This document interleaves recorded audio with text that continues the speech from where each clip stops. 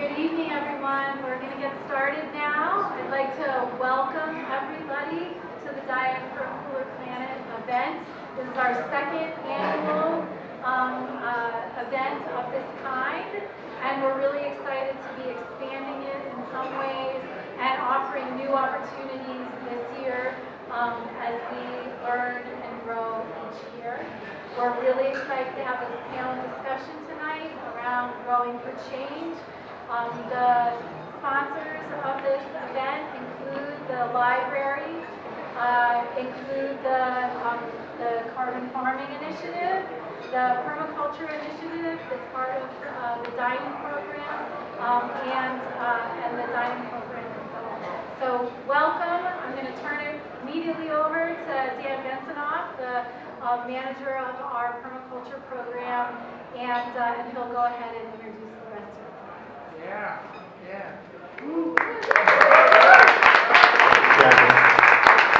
I want to thank you all first for being here. This is a topic that's near and dear to my heart. Before I started working with the UMass Permaculture Initiative, I was working in the world of policy, particularly around carbon farming. So this is a topic that I'm very familiar with and one that I'm really passionate about. To me, this is incredibly important because as you all are eating, this is a decision that we make 2 or 3 times a day, and it's one of the most important decisions we make every single day. Right?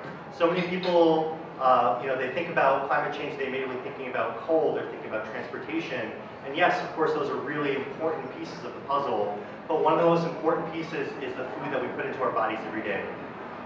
What we eat determines how the world is used, and so I think that this topic of carbon farming and climate mitigation through foods that we eat is essential, and unfortunately we're only beginning to do the educational work necessary, right? We're talking a lot about local food, which is essential, but we need to go much further and we need to be much more specific. So I really want to thank our panelists for being here, and I'm looking forward to a wonderful discussion. I want to introduce our moderator for the evening. Eric Hoffner is a photojournalist and an editor from mangabay.com, which is a global environmental news service with 30 million readers. And he edits an ongoing series about agroforestry. He recently wrote an op-ed for the Washington Post about the need for investment in carbon cooling agricultural techniques like agroforestry. And he lives in Ashfield, where he's also engaged in forest farming on his 7 acres of hardwoods. So with that, I'd like to welcome Eric Hoffner, our moderator, to the event.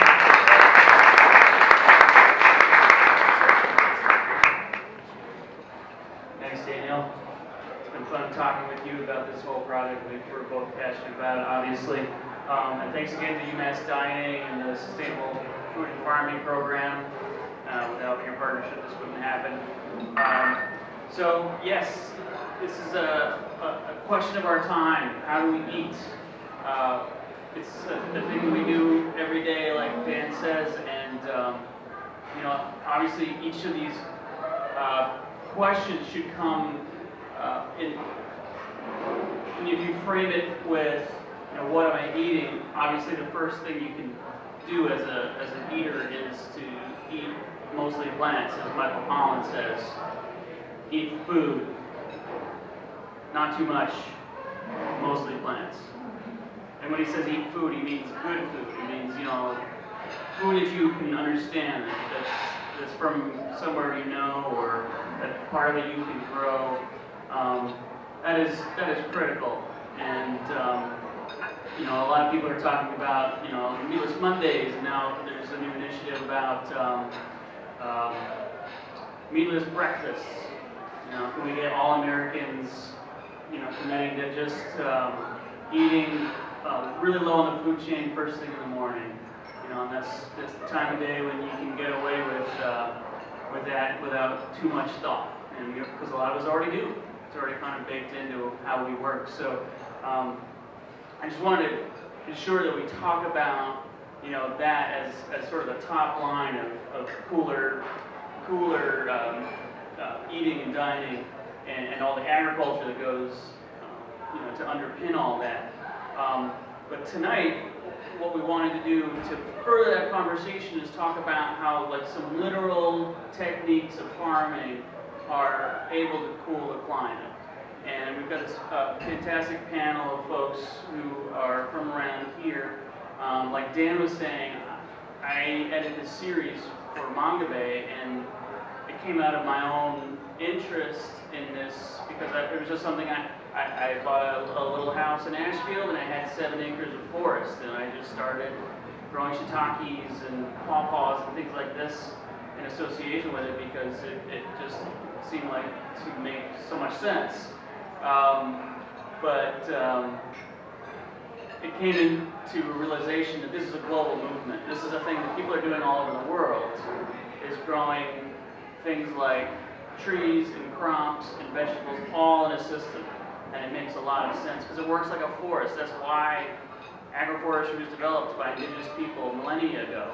This is an indigenous technology, basically, because people were looking at their landscape, knowing what they like to eat, what they like to grow, medicines that they liked, and they would just start planting them in amongst the forests and different ecotypes that they live in. So it's been going on for a long time, and we owe this sort of wisdom to indigenous people, and to this day, they're still the biggest practitioners of this technique globally, and that is actually a really inspiring number. It's a huge number.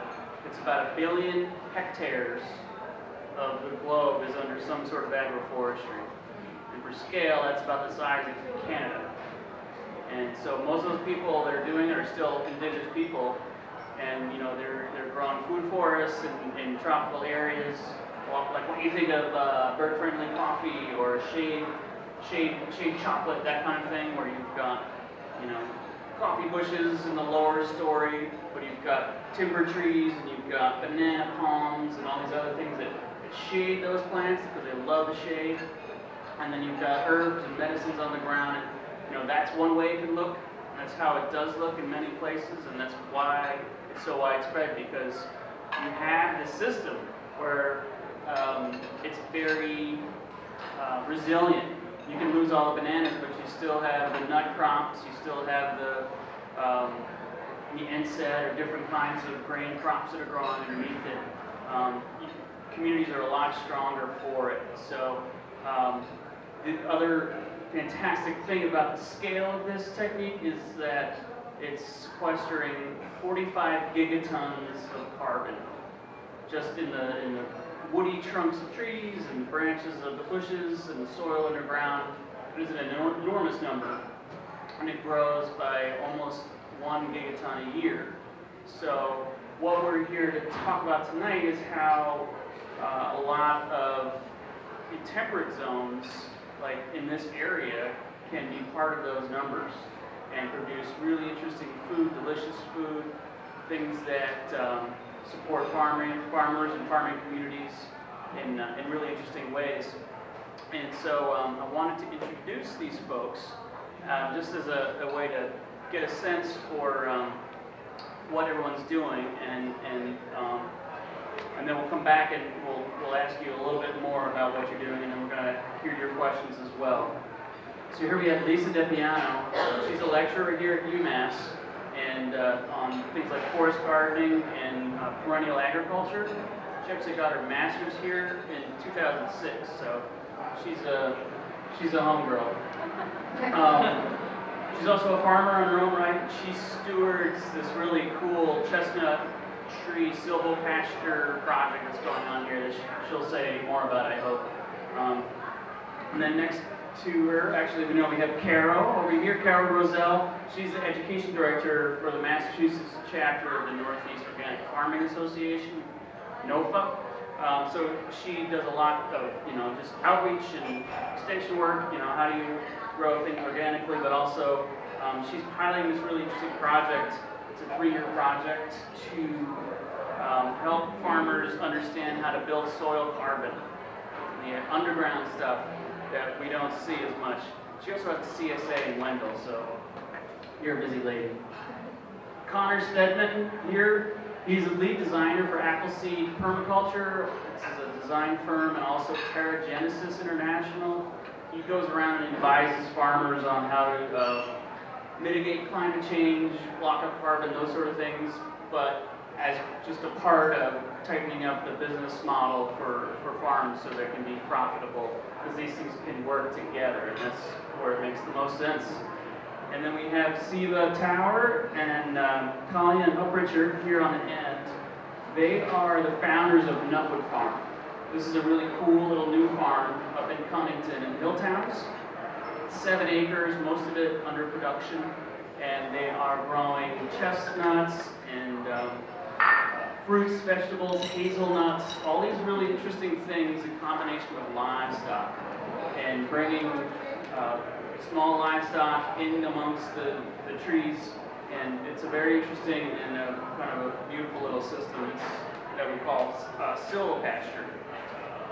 And so a word about terminology then. So agroforestry, this is where, you know, crops, trees, everything together. It can be as simple as rows of apple trees in between lanes of wheat or hay or something like this, all the way to, you know, your shade-grown coffee or something like that.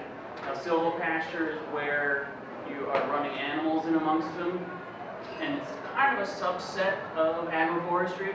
Both of these things were detailed in some chapters here in this book called Drawdown. This is a really fantastic reference, and I think the library has a copy, and I'm sure the Sustainable Food Program has it, but it's a really interesting new project that came out that ranked the top 100 ideas and technologies and techniques to draw carbon out of the atmosphere. That's why it's called Drawdown. And they looked at the numbers on all these different things and their potential and ranked them.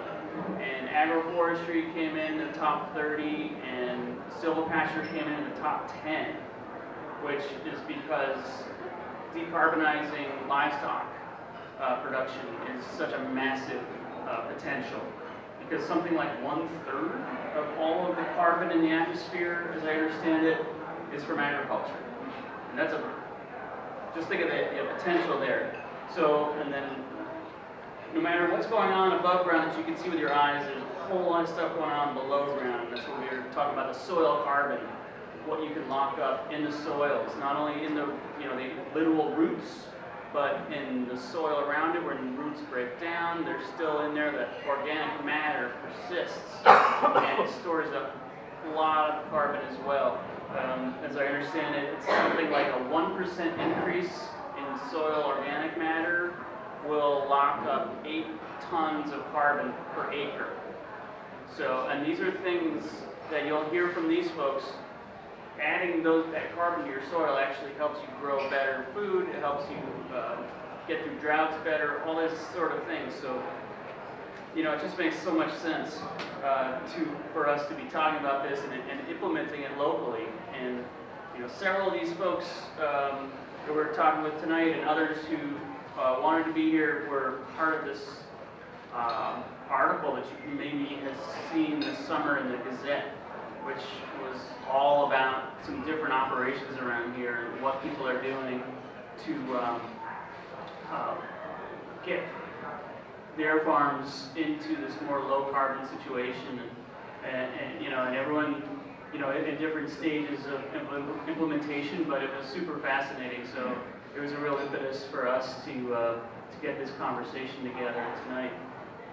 So that's what I kind of wanted to frame this with, so that everyone was kind of on the same page. But I would really love it if we could have each of you guys say a little bit more about what you're doing at your farm within this context that I just laid out, and help people along, because I haven't seen any of these operations yet that they're able to talk about, but pictures they painted are pretty nice. So who wants to start? All right, we'll start with you. Great, thanks Aaron, thanks everybody for coming. How many of you had the lamb tonight? How many tried the lamb? Raise your hand, a delicious lamb. So that we grew, here's our farmer in the back, Nikki Burton, say hi to Nikki. Nikki worked hard all summer long with several students to move those sheep through chestnuts. So that is a practice that Eric mentioned, where we're actually integrating nut trees with pasture. So traditionally you see these systems separated. So you oftentimes will find a nut orchard separate from an actual pasture. Well, if we combine those two techniques and we integrate the pasture in with the trees, then we actually get what Eric was talking about, the sequestration, the drawdown. Because as we know about climate change, it's not enough to get off of fossil fuels. So not only do we have to get to net zero by using renewable energy and adjusting our transportation system, we also need to bind the carbon that we've already released. And what's great about that is we can do that while growing food. It's a win-win situation. So by planting these perennial trees and integrating rotationally grazed livestock so that they're not overgrazing and contributing to climate degradation, by combining these two techniques, we can actually take the carbon out of the atmosphere, store it back into the soil, and store it back into the trees. So that's what we wanted to trial here at UMass. We're a Research One university. It's very difficult to see this practice here in the Northeast. So we've started a 2-acre demonstration site. It's on our UMass Ag Learning Center. The sunchokes, if anybody had the mushrooms and the sunchokes, yay, that's one of our perennial vegetables that our chefs worked really hard to make palatable. That was delicious, wasn't it? Oh, yeah. So good. And so we're learning how we can cook with some of these different vegetables that are perennials that draw down the carbon different from our annual veg systems. So we're really working on making a visible research plot here at UMass. We're working with Carol, she'll talk about that, with doing some carbon soil testing, as well as another professor in Stockbridge School of Agriculture, Dr. Marco Gilwait. We're taking soil samples every single year and monitoring the amount of carbon that we're storing, and touring all kinds of people through, including our senators. We've had lots of state legislatures coming through, and training students. How many people are student farmers, students in the permaculture, Stockbridge School of Agriculture? We're training the next generation of farmers to be regenerative farmers. And they're really going to be leading the way and retrofitting a lot of our existing farmland to do this. So thanks for bringing this here. Hi everyone. Hi. Nice to see you all tonight. Yeah, I guess I'll pick up on this thought that Lisa ended with here about retrofits. You might be aware that we've made quite a big mess in the world, and it's gonna not get all cleaned up right away, and there's gonna be a lot of collateral damage as it unfolds and as attempts to clean it up unfold as well. You know, in my work, in some ways I do very different things with very different groups of people, because with policymakers, I'm working with groups, including Carol a little bit, and some folks in New York around trying to shape and develop climate and agriculture policy in Massachusetts and New York State. Policymakers with communities, with towns, with community groups. A lot of my work is about helping people really see and understand what the global science of climate change is saying, and what the global science of carbon farming and carbon sequestration is saying. Because there's actually large bodies of research behind all of these topics, and sometimes what it's saying is really clear, and sometimes there's a lot of nuance to it. And those things are really worth understanding, especially as we plan and organize in our communities and as we make policy. With farmers and farm businesses, what I particularly work on is the health and logic and viability of the farm business on its land base and its resource base.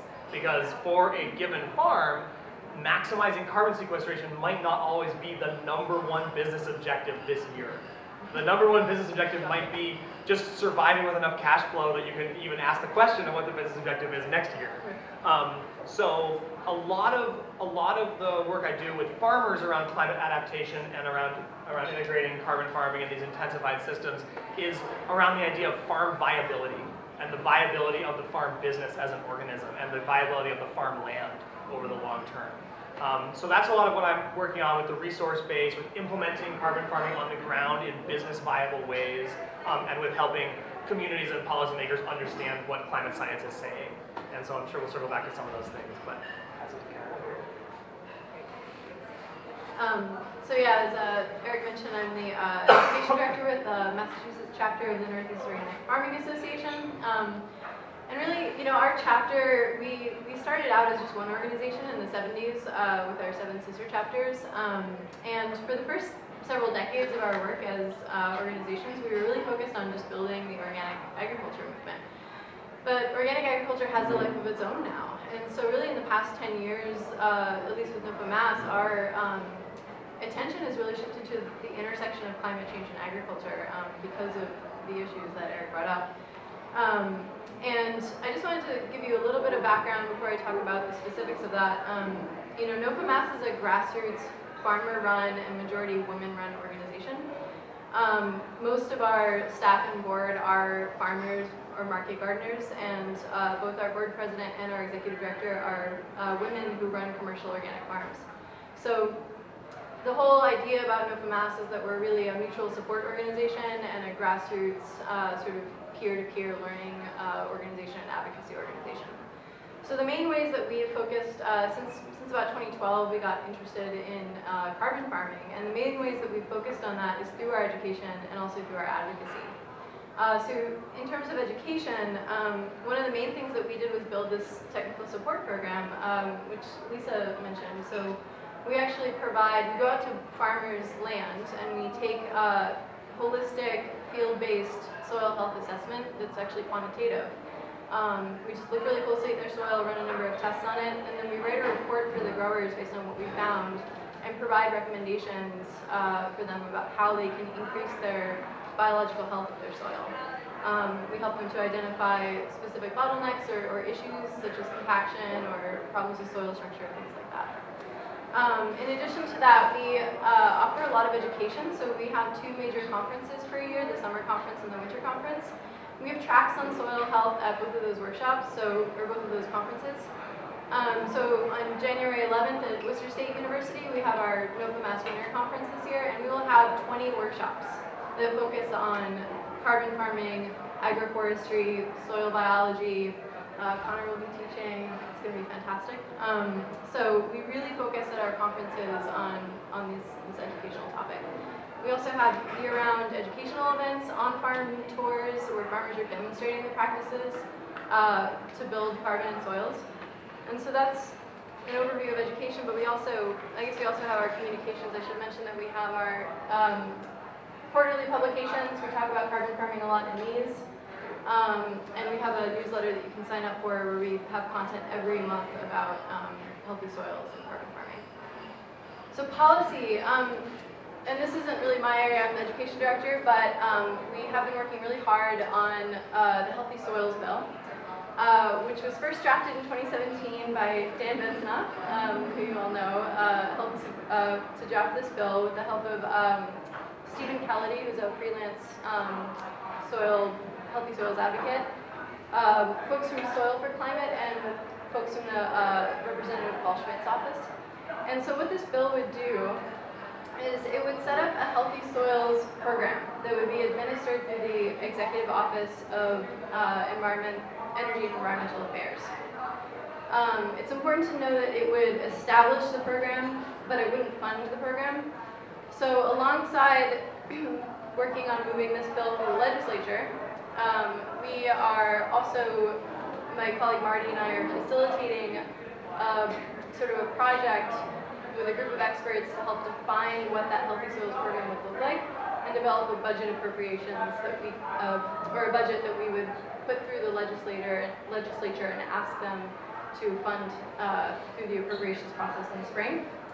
And we're also advising on a Healthy Soils Action Plan, which would create a blueprint for how the state can support healthy soils across land uses in Massachusetts. And so our hope is that by the time the bill is passed, this blueprint will help to provide sort of guidance on what the activities would be that the Healthy Soils program would facilitate. And so I have some information about the Healthy Soils Bill if you want to grab some before you go today and learn how you can support the Healthy Soils Bill. We do have the support of 37% of the legislature, so as well as major agricultural entities like American Farmland Trust, Farm Bureau, and the New England Farmers Union. So we're very hopeful about it. So that's what we're doing. And special thanks to Carol. I'm just really excited to hear about the work you've been doing. We really are the ones, I think, who are going to be able to hopefully benefit from these programs one day. So my name is Seva. This is my partner, Kalyan, and we are diving into this experiment we're calling Nutwood Farm. We're farming on about 7 acres out in Cummington. Raise your hand if you've ever heard of Cummington, Massachusetts. Oh, wow. So geographically educated. So we're about an hour from here in the Hilltown region, kind of between Northampton and Pittsfield. And we've been on this land for about 5 years, and we've been planting, really just like getting our hands dirty and trying to figure this all out, right there in the ground.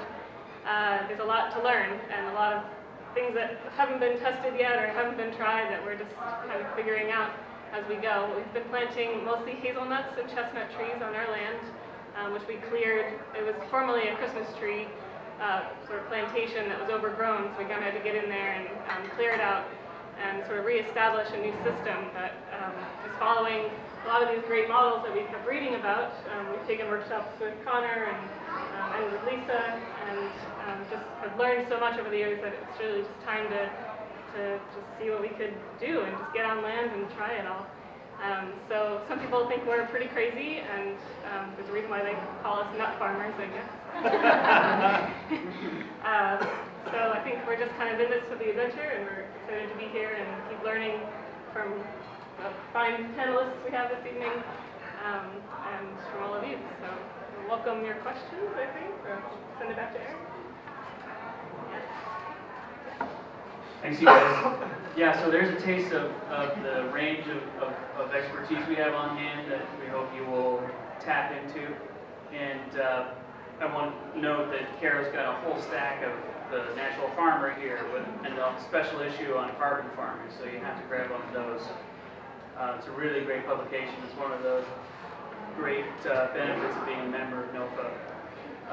So, esteemed panel, is carbon farming and agroforestry, silviculture, all these things, is this doable? Can we afford this? Obviously, farms are hard to run. You have so many costs. You have, the situation where you have to wait till you have anything to sell sometimes. How do we envision this? Can it be incentivized, or are there programs that farmers can tap into that can, kind of get them going in this vein? How do you see this going? Anybody want to try? Can you get her that one? Yeah, there we go. Let's see if it's on. It's on? Can you hear me? Yeah. Can you hear me? Yeah. Okay, so I guess I'll grab this one as we're first-time farmers here. We did not grow up farming in our families, so we're the ones who are trying to. Sorry. How are you making it work? How are we making it work? Exactly. So we're trying to figure out how to make it work. Not having a lot of financing to get on land is a huge barrier for a lot of farms. And when you're planting perennial crops that may not bear for 3, 4, 10, sometimes years, there's not a lot of current programs that are helping farmers to get into these crops or transition to these crops. So we've been advocating a little bit with our legislators to try to figure out what state programs, what MGAR programs might be modified so that it could support more perennial farming. But in terms of viability, I can be pretty honest with you all and say that it's not viable right now. We have to support ourselves with other income just to be able to experiment with this work. And we did start to harvest some of our crop this year. We have a little show and tell, which you could pass around. Yeah. Just grab it from the table. So these are just some of the hazelnuts that we harvested this year. The first jar is the tall one has them in husk. That's what they look like when you pick them off the bush. And then the other one is out of the husk. And what you'll notice is these are hybrid hazelnuts, so they've been crossed, the American hazelnut and the European hazelnut crossed together to create a more resilient and more productive crop. But it's still a pretty unstable crop, so the sizes of the nuts vary quite a lot. The characteristics on the bushes that we're planting vary quite a lot. We've been planting seedlings, so this is not a named variety, it's not a stable genetic that we're working with. So there's a lot of work still to be done to select the varieties that are going to be profitable in the future, and figure out also how to process them, because the varying sizes make it very difficult to find processing equipment or to build processing equipment. So there's just so many questions to figure out, and we just need more people to get on it. But in the meanwhile, you have livestock to sell or vegetables. Is that part of it? Is that a bridge?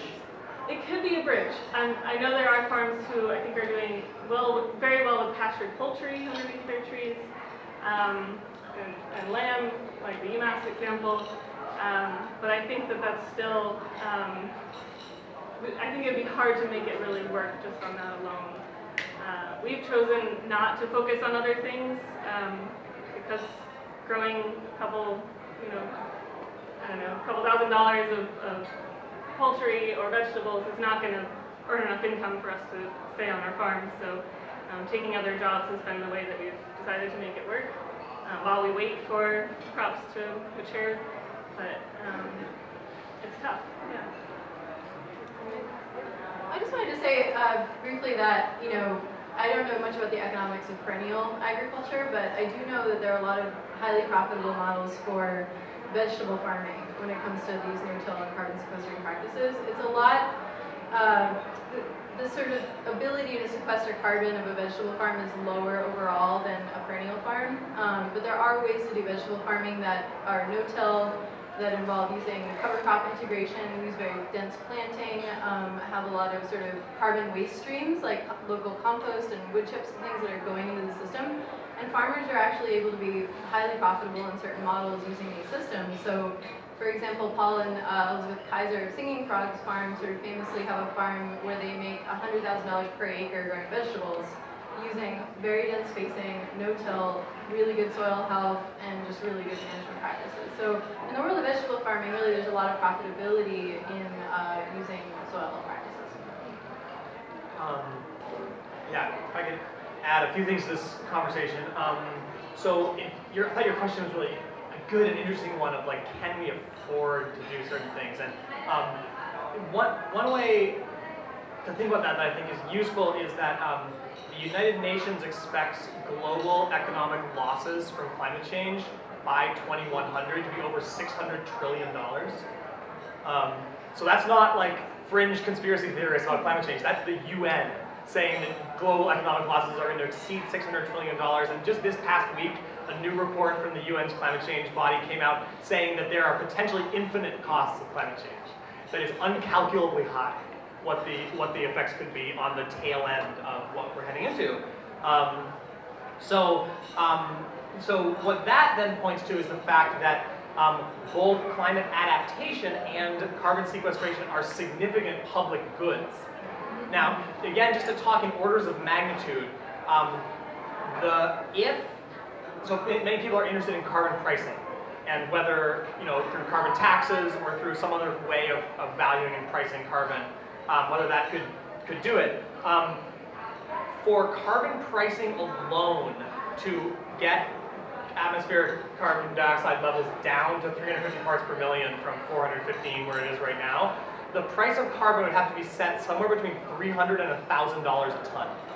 And right now, the best price anyone can get on the voluntary carbon sequestration market is $15 a ton. Right. So again, just to scale where we are and what we're talking about here, these aren't incremental changes that are needed. These are systemic transformations of whole industries and whole ways of the way our economy works.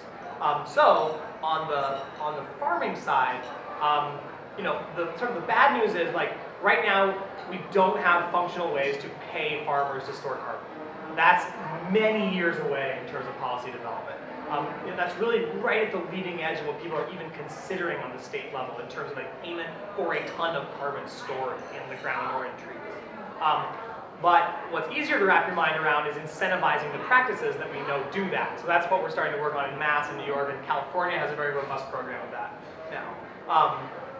So the other thing is that a lot of these carbon storing, a lot of these carbon farming systems are what are called multifunctional.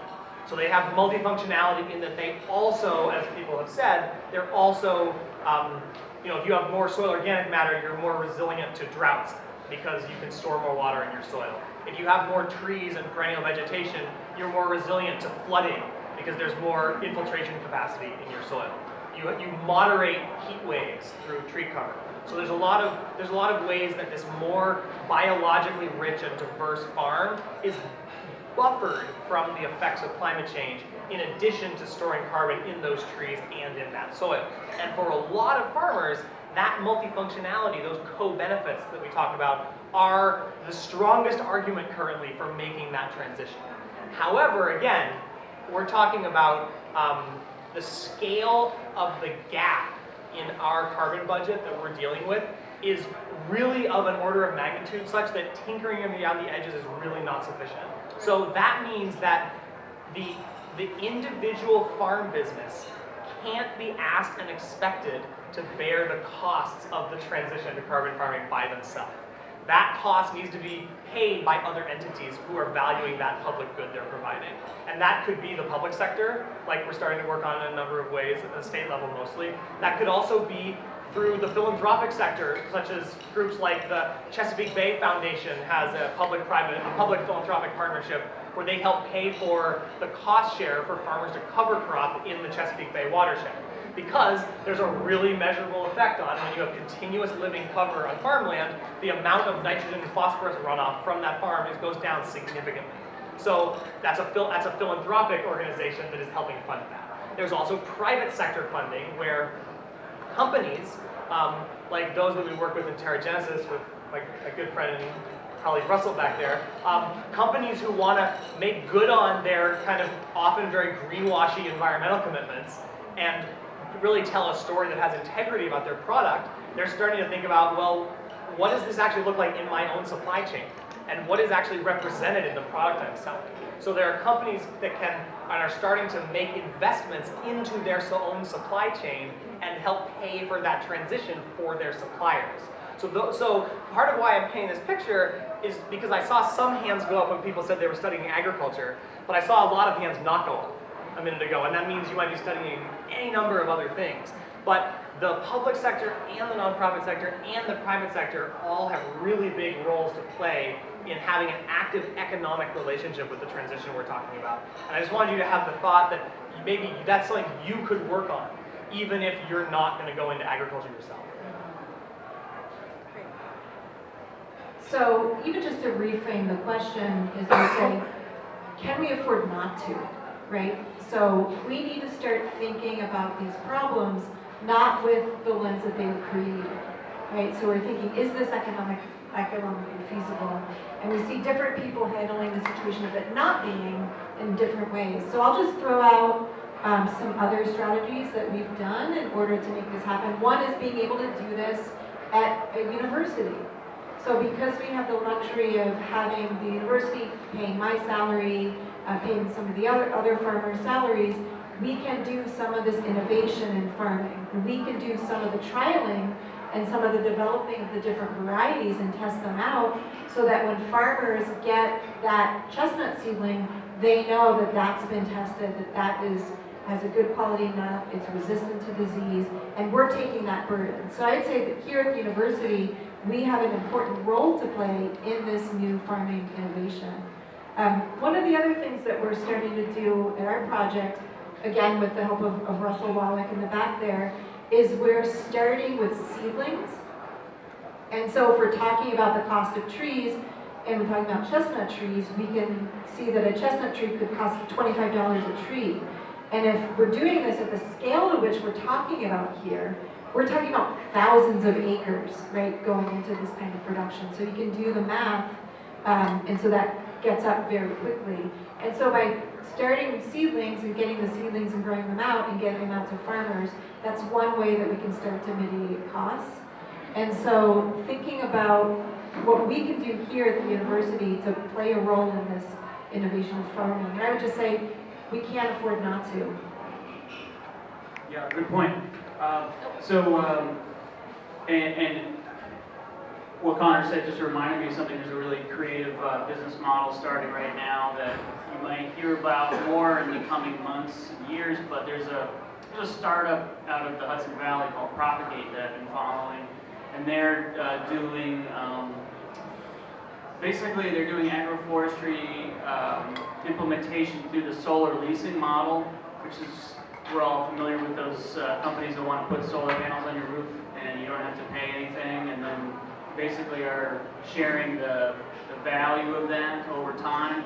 So they're basically making a hack of that model and approaching farmers to say, you have a great big dairy farm here. Did you know if you put all these apple trees in, your cows will get more shade to loaf in and they'll be less stressed and they'll make more milk and it'll be more profitable for you. Are you interested? Down the line, we'll help you get carbon credits if that ever comes to pass through, the state legislature or the national Congress. And in the meanwhile, we're going to share half of the apples that you create through your hedgerows between the cows. That sort of thing. So it's an interesting model. You can learn more about that at Propagate. And I know there's another, propagate.org, I think it is. And then there's a similar thing starting in the Boston area. And it's slipping my mind right now, but if anyone knows, please let me know. But I guess it really just points to we can be creative about this. We see a public good, we see a big need, and recognizing that farming is a business and it's not a charity. How can we make all these things work together and moving forward in one direction? So I want to hear from somebody with a question for any of these smart panelists. What is this got you thinking about? Do you have a particular question? Do you have a piece of land or something that you would like to make happen in the carbon farming movement? Policy question? It's all good. It's a small one.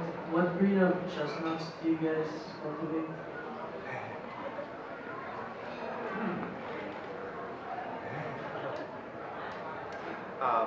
We are currently growing Chinese chestnuts as well as American Chinese hybrids. We also have a few Korean European hybrids. We're mostly experimenting at this point with our chestnuts. Most of them are still small. We have a lot of losses, mostly boll damage and winter die-offs. But the hazelnuts are what we focused on more, and we have about 8 times as many, or 8 or 10 times as many hazelnuts as chestnuts. But they're also small. It's a shrub rather than a tree, and so we're planting hedgerows of those, long lines. I guess I wanted to just say one little piece about our farm in terms of this topic of financing and viability. Is we have been doing it by our own shoestrings from the start.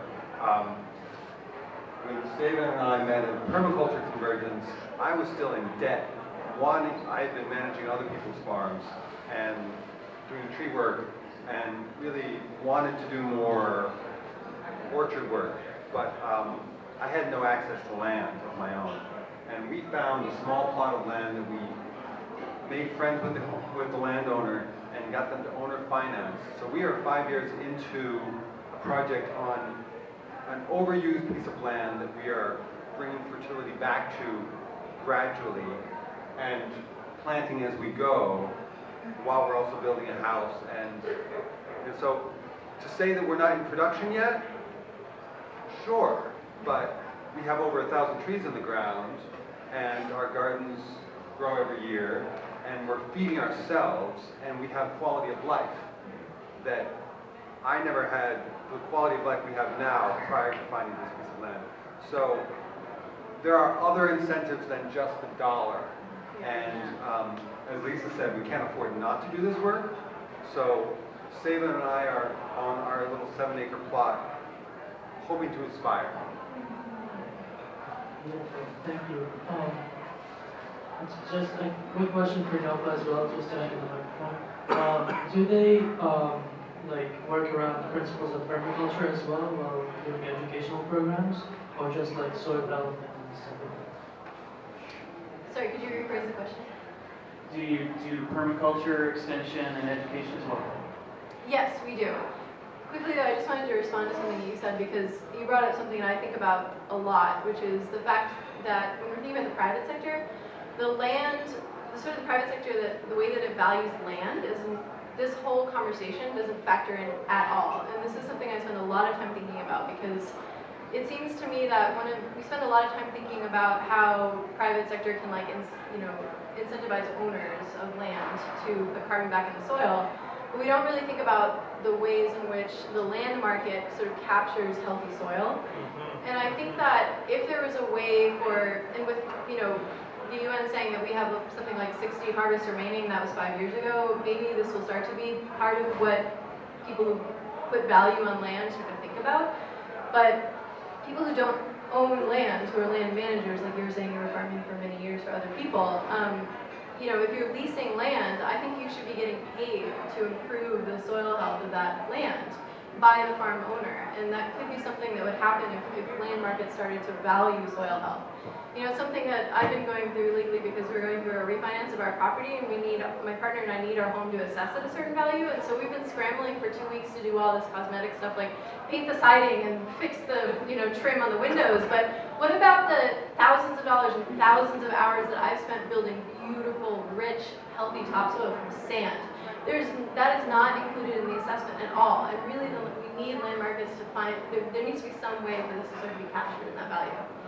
But yes, as to your question about sort of our extension services, we collaborate a lot with UMass Extension, and we're collaborating more and more with other parts of UMass. But we do have a technical assistance program, as I mentioned earlier, where we will go to your farm. We'll conduct a set of field tests on that and write you a report about what we found. And we also offer soil fertility recommendations based on the Albrechtian model of mineral balancing. So we do have technical support within the organization, but I would say the vast majority of our work is just bringing farmers and consumers and gardeners together and permaculturalists. We have a permaculture track at every one of our conferences to sort of talk across sectors and learn from each other. So that's come to one of our conferences if you want to find out what that's like. Did that answer your question? Yeah. Thank you. Okay. Did I miss an aspect of it? No, I think that's good. Okay. Great. Yeah, and it sounds like the winter conference is going to have some interesting stuff on carbon farming. And I want to say there's one other co-benefit of these sort of techniques is that they're really biodiversity positive too. They're not just climate positive. A lot of these things attract pollinators. They provide homes for birds and bats and birds and everything, so it's a whole other thing that accrues to the good when you have these sort of systems in place across the landscape. Do you have another question? Other thoughts about what we could do in this region to amp the amount of implementation up? Whatever you, here we go.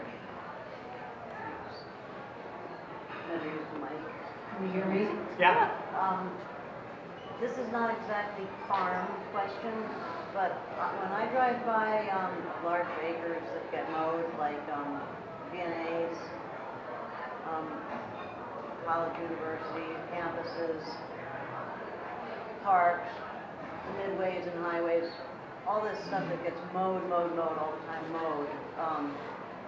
that could be food bearing and not being mowed, which is a big pollutant. Where does that fit into things in terms of policy and who you talk to and why isn't that happening? I mean, vets working on their own acreage to, pick food that they could be eating, I would think would be a win-win times 100 situation. But I had no idea where to start with that. Take a stab at that one. Okay, so this is a really good question, and because lawn is the biggest agricultural crop in the United States by far in terms of acreage, and it's super water expensive. It's super fossil fuel expensive. There's a lot of reasons to not like lawns, and it's important to understand why there's so much lawn, at least in this part of the world. in part. So what I want you to picture is that we live in a really, really unique part of the planet here in certain ways. And one of the particular things about where we live is that rainfall exceeds evaporation here, and we have rainfall year-round. We have year-round precipitation, we have a lot of it, and we're also in one of the only parts of the world where precipitation is increasing with climate change. It's not decreasing here, it's increasing. Now, our cycling between droughts and floods is increasing, but the overall precipitation is also increasing.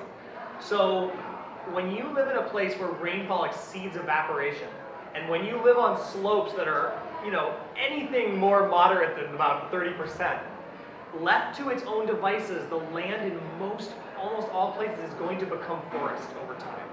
And so if you have any kind of management reason why you don't want land to become forest over time, which there could be many reasons why that might be, visibility, safety, liability, different forms of transportation and access and use, that means you have to regularly disturb that land. Or in this part of the world, it's a different story in drier places, but here, you have to do regular disturbance.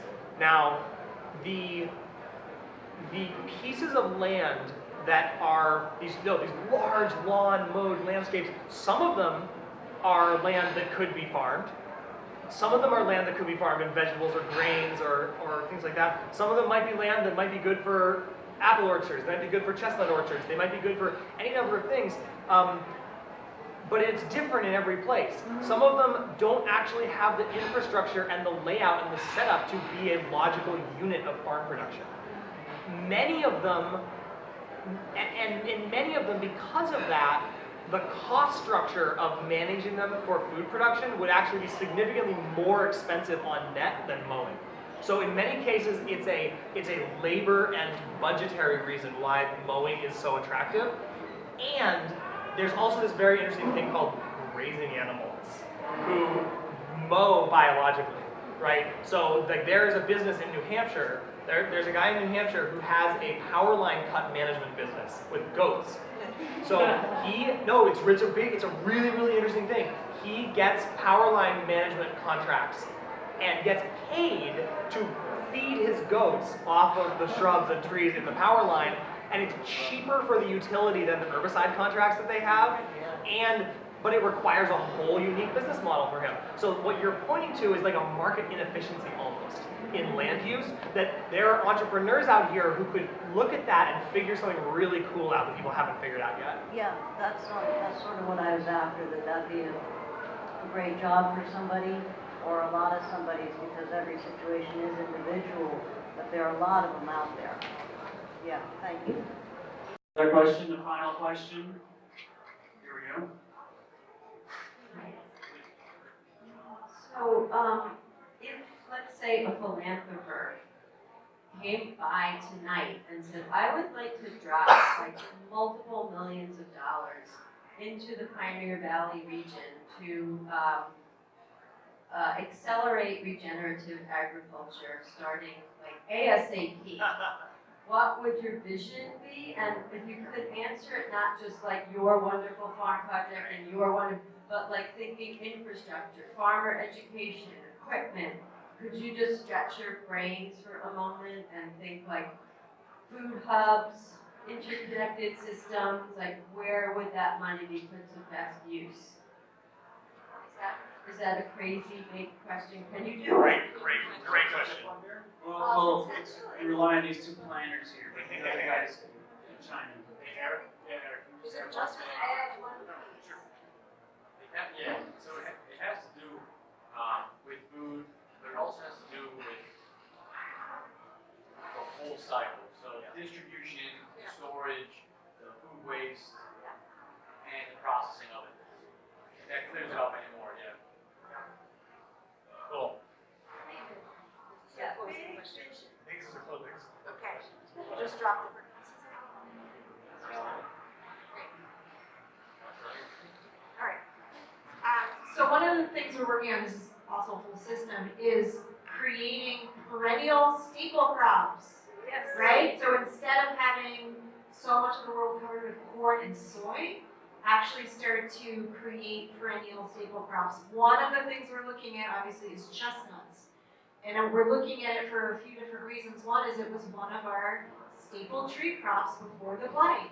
It's a drought tolerant, regionally appropriate, major carbohydrate, easy to store, easy to mill into flour. We can think about gluten-free flour mixes, right? But it's a tree crop. And they found these trees growing after 1,000 years in Corsica. So we're planting it once and we're growing it for thousands of years and then building out an infrastructure around that crop. It's just one crop. But thinking about equipment for different farmers, if we want to get no-till going on, different crimpers and things that farmers can use and establish. How are we getting drying facilities, distribution, food hubs, and all of that. So that's one little thing. Yeah, I agree with what Lisa said, but I want to give you another image as well. So if you picture this question of like, and I'd even maybe expand it to the larger Connecticut River Valley, not just the so-called Pioneer Valley, which in people's minds often stops before you even get to Holyoke, which is a funny thing to track, races and things like that. So if you picture in your mind, starting around Brattleboro, Vernon, Vermont, and then going all the way down to New Haven, Connecticut, there's basically a continuous territory of these glacial lake bottom soils, where the old glacial lake Hitchcock laid down clay beds, and then on top of those clay beds was loam from flood depositions on top of that. So those are the historically tobacco-growing soils in this region. And I think that is a more coherent way to think about the place where we are than the state line boundaries. So where we are right here has more in common with parts of southern Connecticut than it does with Cummington, in terms of like where we're sitting right here in Amherst, in terms of the nature of the land we're sitting on. That whole territory of these historically tobacco-growing soils has some interesting characteristics as an agricultural economy. And one of them is that there's very little land turnover. There's a very undeveloped agricultural land market. And so most of the acreage in that area is owned by legacy conventional operations who are largely not engaging with this conversation for a bunch of reasons. And then increasingly it's held by land trusts or it's owned by the sort of handful of successful larger organic farms. So I want to encourage you all to check out the work of Dr. Sarah Tabor, who has a podcast called Farm to Tabor. She's an agricultural social scientist. And one of the things she talks about is how the idea of the family farm is a recent historical invention. And the idea of the individual farmland owner as the main unit of agriculture serves the political and economic status quo. So the places where I've seen farmers, and I'm getting to this question here, the places where I've seen farmers take control of their own markets and be able to make some of those longer term investments in their land resource quality, which is really what this carbon farming transition is. It's a capital investment in land resources in many ways, is when they have been able to team up with other producers and form cooperatives of producers who are doing some of their distribution and sales and marketing and packaging together. And so I don't know exactly what the economic development strategy is for that. I have to think about it and research it a little more. But I think that one place that philanthropic funding could go would be to support the technical assistance and support the bridge funding and support the low interest loans that would make those kinds of agricultural cooperatives more of a viable option for more people, because that would then create an off-ramp for the land that's locked up in conventional production and not likely to change anytime soon, if there was a profitable alternative at a larger scale that was moving in a regenerative direction. So that's what I'd say. I'm going to go in a different direction. Data. I'm like a big soil wonk. I'm a soil nerd and I love data. And one of the things that I keep coming up against in our work on the policy side with Marty is we really have a lack of data about the specific kind of special agriculture that we have in the Northeast, which I think is both an opportunity and a challenge. There are parts of this country where you can sort of get a good idea of the carbon sequestration that's happening on one of these mega commodities farms just by taking satellite images and just estimating the days of living cover, and then you can get a good idea of carbon sequestration. Done.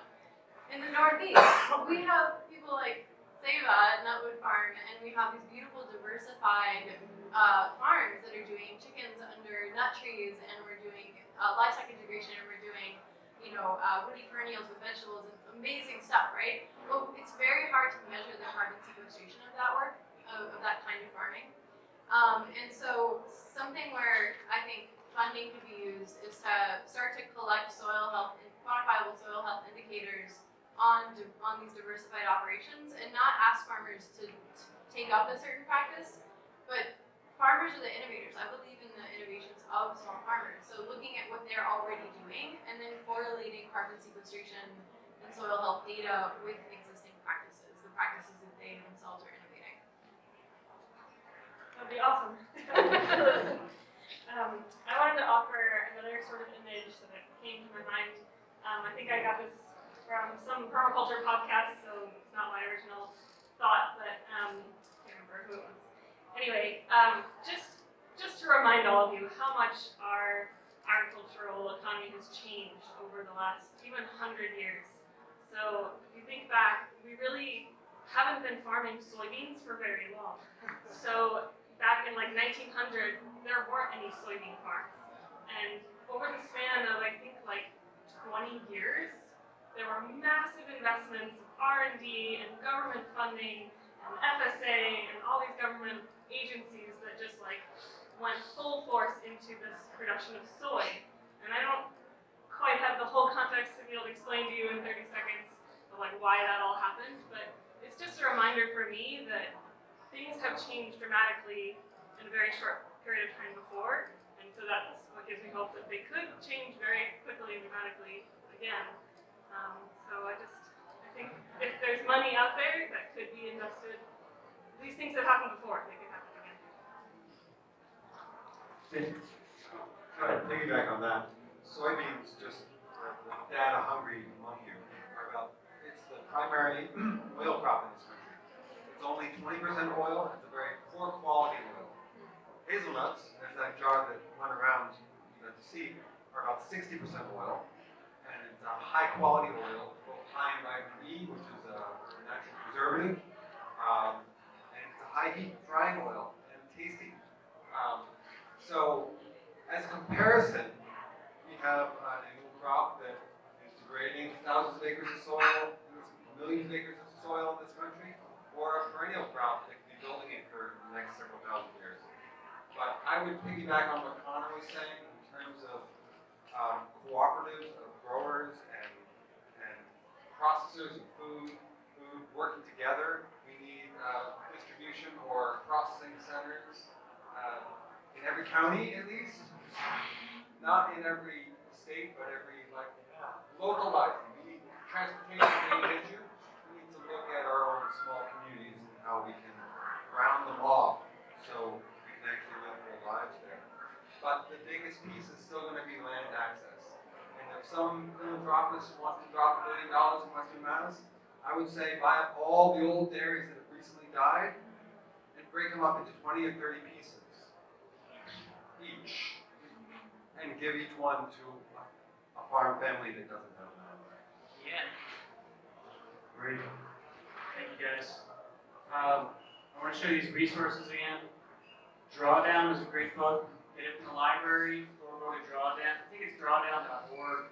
They have all this entire book is available online. They're adding new case studies all the time. You can read about the actual economics and technical carbon sequestration of things like silvopasture. This is a great book. Pretty new. Farming the Woods is pretty handy. And then this book right here is another one I want to point out. Silvopasture. A to Z on how to do it, why you do it. Really interesting. You can take Reese's classes. Yes. You can connect with Nova. Right? You can grab these newsletters that she brought here about carbon farming and a copy of this cheat sheet on what the bill is that we're trying to see if we'll get through this legislative session, and how you can talk intelligently to your legislator about why this is important. And, in this district, they should understand agriculture and support it. So please come and get this. These folks right here are also resources for you, so come on up and say hello. And I guess in closing, I wanted to say that this sort of thing, the soil carbon building techniques that we've been talking about, this is the prettiest version of agriculture. It's the most climate positive. It's the most biodiversity positive. It's also the tastiest way that we can take carbon out of the atmosphere. So it's really just a beautiful and delicious way to move forward. So with that, I want to thank the panel. Please put your hands together.